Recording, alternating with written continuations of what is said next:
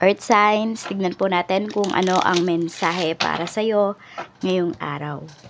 Keep in mind po na ito ay general reading lamang, so hindi po lahat ay makaka-relate, so be open-minded. Sa mga hindi pa po nakasubscribe dito sa ating channel, please subscribe na po kayo and palike na din po ng ating video. At sa mga nais pong mag-avail ng ating private readings at ng ating Evil Eye Amulet, makikita nyo po yung link sa description box. Tarot Intentions by Aliana Reyes. Pwede po kayong mag-message directly sa ating Facebook page. Doon ko po isasend yung full details. Check natin ano po ang mensahe para sa'yo. We have Hand of Cards. So, pwedeng nagiging maingat kayo. Meron kayong mga strategies. Photograph. Okay. So, meron kasi dito parang lihim siya na nasasaktan. Soulmates. So, this could be your soulmate. Meron na kayong past ng taong ito. So, energy niya yung mas lumalabas dito. Pwede rin naman na baliktad. Pwedeng energy mo to, ikaw yung mas nasasaktan. Pero kasi tinatago mo yung damdamin mo. Basta isa sa inyo nagtatago ng damdamin. Siguro kasi there's conflict na pagdating sa inyong relasyon. So, tignan po natin, pagdating naman sa energy mo, kamusta ang energy mo, earth signs.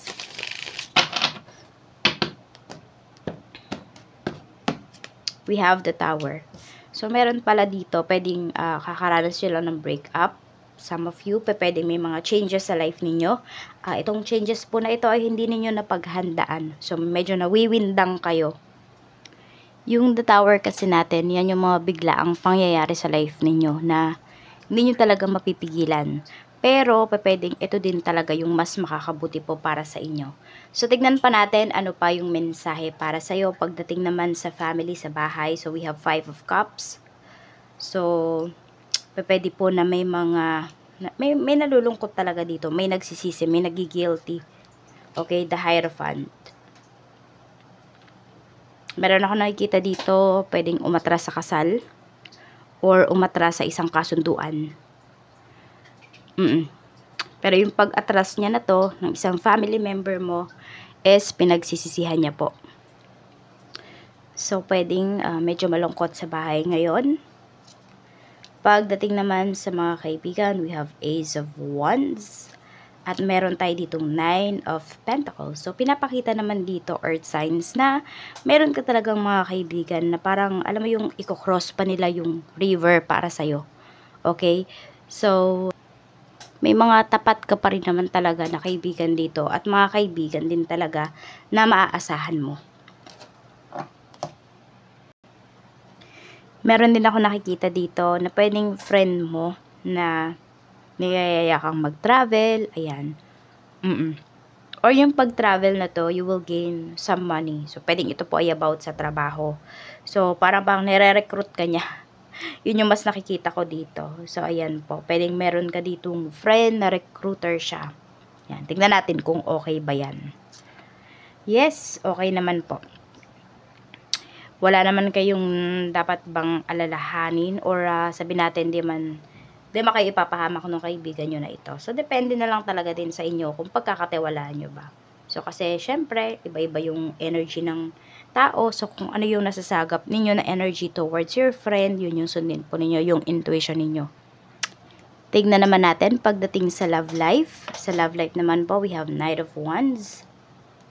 Meron tayo ditong the High Priestess. So, pwedeng merong tao dito na gustong bumalik sa life mo. Earth signs. Ayan po. Pwede rin kung kayo naman ay mayroong nililigawan, nakikita ko dito na yung nililigawan ninyo, tinitingnan niya talaga yung efforts niyo. Alam mo bang pinaparamdam sa'yo ng taong to na hindi siya interested sa'yo. But the thing is, sobra siyang interested sa'yo. Oo.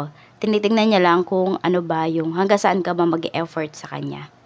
Matalino po itong iba sa inyo kung ito ay nililigawan ninyo. Matalino yung tao na yan. Pag pumasa ka talaga sa standard niya, sa quality niya, sa standard niya, sasagutin ka niyan.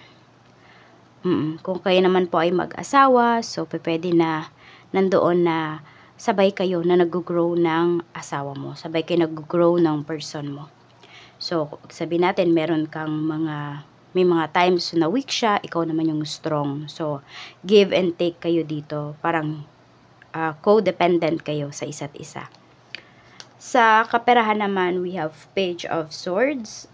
So, marami sa inyo dito, nag-iisip kayo, ano ba yung pwede ninyong pagkakitaan.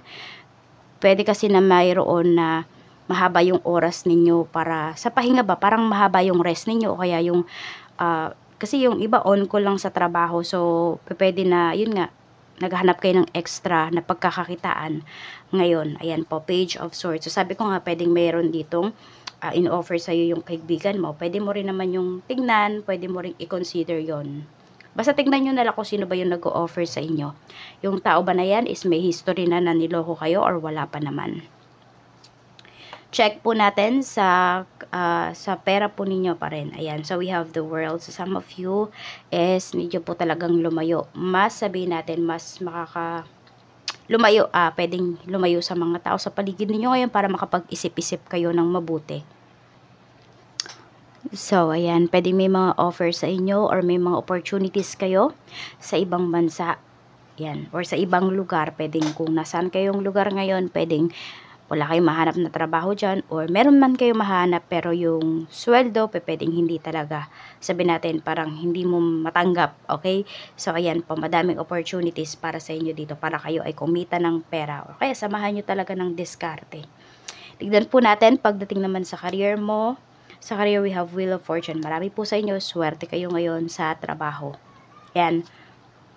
We have Justice. Meron dito pwede po na ma-extend pa yung inyong kontrata or ma-offeran kayo nga dito ng bagong contract. Ayan po. At kung kayo naman ay nagre-request ng salary increase, pwede po kayong mapagbigyan. Check naman natin sa negosyo. Sa negosyo, we have 3 of Swords. At mayroon tayo ditong 4 of Cups. Okay, so medyo may pagka-heartbroken yung iba sa inyo pagdating sa inyong business. So, ingat lang po kayo kasi baka mamaya may bultuhang umorder dito, tapos hindi naman kinuha. So, mahingi po kayo ng ng down payment, kahit kakilala nyo pa yung tao na yan, kahit suki nyo pa yan. Okay, lalo na nga, mas maiintindihan kayo kung suki po ninyo. So, you have 6 of Swords. Okay, so pwede rin naman yung nangyari na tong heartbreak na to na nararamdaman mo pwedeng last week pa or kahapon. So let go na daw, sabi ni Universe. Mag-move forward ka kasi mas marami ka pang pwedeng kitain ngayong araw na ito. Okay, tignan pa natin kung ano pa yung mensahe.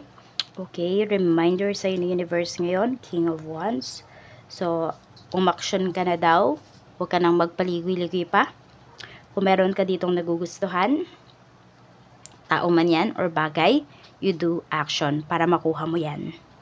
Efforts ang kailangan mo.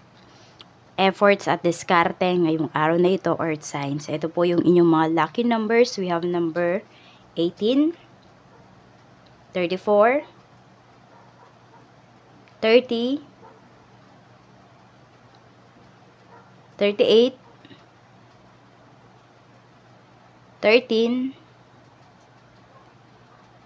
and 54. Ayan po yung inyong mga lucky numbers. Maraming salamat po. Mag-iingat kayo always and more blessings to come. Bye-bye!